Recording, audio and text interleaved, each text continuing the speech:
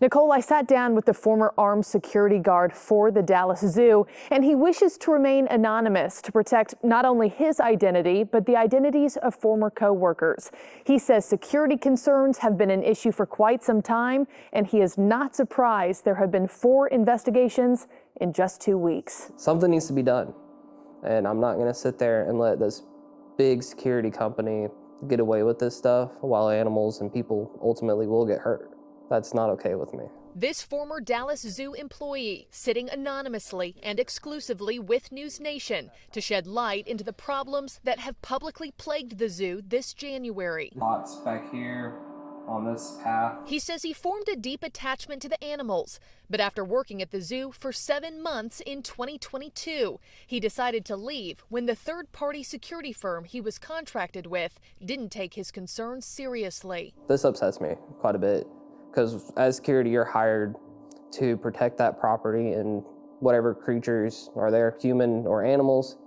And the Dallas Zoo is a huge black market gold mine, and it always has been. In just 2 weeks, 4 different investigations have been opened involving animals and breached enclosures. What we found was deemed to be very suspicious, which pointed to this not being a natural death. It began with the disappearance of Nova, the clouded leopard, who was located after her habitat was found intentionally torn open. The same breach then found in the Langer monkey enclosure. The mystery continued when Pin, a vulture who had lived at the Dallas Zoo for 33 years, was found dead with a wound. And on Monday, 2 emperor tamarin monkeys went missing, their habitat also deliberately compromised. In a statement, the zoo saying this: based on the Dallas Police Department's initial assessment, they have reason to believe the tamarins were taken. 4 investigations in 2 weeks' time. When you see that, does that scream inside job to you, or how do you read that? The way I read it is someone's failing to prevent this stuff. People that were hired to prevent this stuff are failing at their job, and that ultimately relies on security. The former armed security guard was contracted through Garda World, who did not respond to NewsNation's request for comment. He says there are nearly 10 vulnerable entries at the zoo anyone could get past. He claims he was often advised not to go after people seen as trespassers. His worries fell on deaf ears, and that many of the security guards on duty were aggressive. Did you feel unsafe? I actually did at a few points. I even brought this up with my higher-ups, and they did not care.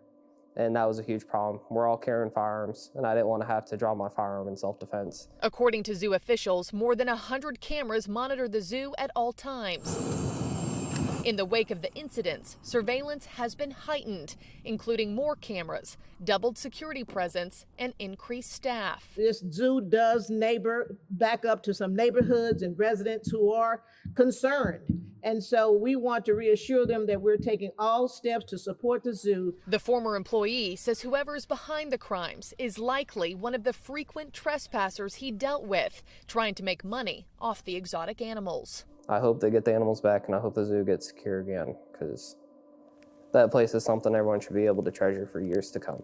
We reached out to the Dallas Zoo for comment today in the wake of this exclusive. They have not gotten back to us, but they are offering a $10,000 reward for any information that leads to an arrest.